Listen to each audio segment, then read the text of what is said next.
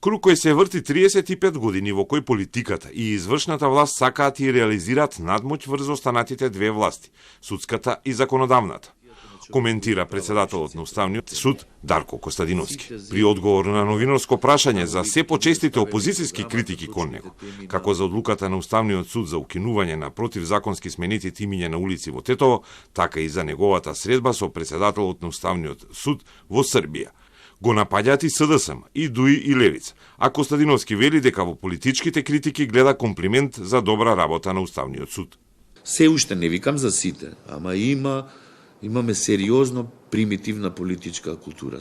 И тоа е еден од, не докажав, ако реков дека каде јас ги гледам проблемите, зашто сме се нашле во такво дерече, супериорноста, надмојкта на една од властите врз другите власти, и тоа креира таков амбиент.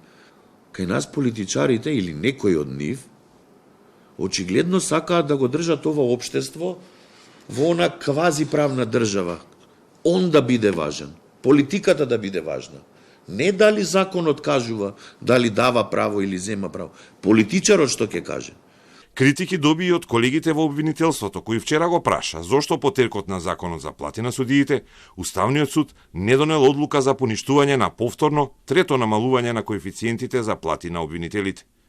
Костадиновски рече дека на гласањето во Уставен било 4-4 за платите на обвинителите, а се уште се разгледува иницијативата за платите во Советот на јавни обвинители. Правосудството мора да се бори за своите права и за подобар рейтинг меѓу граѓаните, вели тој. Мораат да испорачаат. И судската власт, и обвинителството мора да превземаат, и тоа јас би рекол, радикални чекори, за да ја враќаат довербата на граѓаните во системот. Мораат да испорачаат.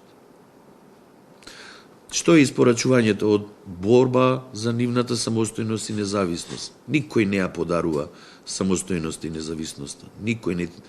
Костадиновски посочи дека мора да се почне со враќање и подобрување на правната држава.